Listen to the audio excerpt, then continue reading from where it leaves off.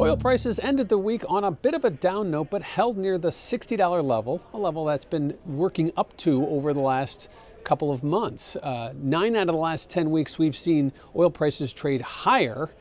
So the bullish formation continues, but a bit of a downer at the end of the week, probably a little bit of whether it be profit taking, whether it be position squaring, whatever it is. Year end's right around the corner, and oil prices have made a pretty big move from 50 up to 60 going back to early October. It's been a very volatile trade in that over those last several months, but I think at this point right now, oil prices are now gearing up for either a big move higher or a sustained trade sideways. The down trade doesn't seem to be in the cards, at least in the short term, now that we have trade talks with China looking positive, now that we have an economy that is starting to get its sea legs back under it, and talk of more, the production cuts, which haven't really added too much, I think. At this point, a lot of the extension of this rally will come from global growth expectations, something we haven't talked about in a long time. So right now, oil prices seem geared towards higher levels, but will they all happen? Will it happen as slow as we saw between October and December? That is yet to be seen, but $60 seems to be a good resting spot.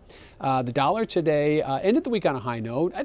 The dollar really has been all over the map as well, with all that's going on in Washington and with the Fed and with the trade deals and whatnot and trade agreements. But I think at this point, the dollar and oil and pretty much all dollar-denominated commodities have been sort of off track.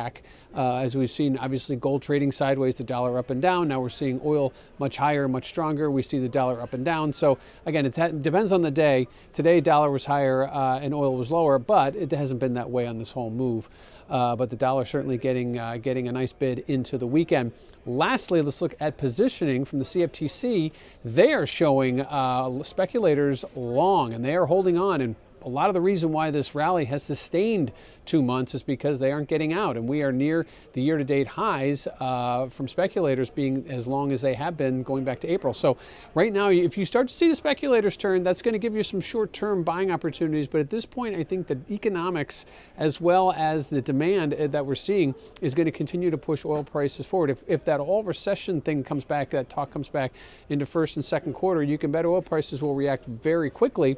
However, with stocks trading, even the S&P is north of 3,200, a level I think many didn't see coming this quickly. It seems to me that the outlook is very positive. The Fed's going to remain where they are on the sidelines and not raising rates. And if anything, they're going to be cutting at some point if they have to. And that's kind of going to keep the whole engine moving forward, keep the money flowing, keep the economy going, and keep commerce going. And that's going to continue to push oil prices higher. Now, again, it's been a volatile trade over the last several months, but we've seen higher highs 9 out of the last 10 weeks, and that to me suggests that we have higher prices ahead with a few sideways trades on the horizon, but very bullish for oil as we head into year end.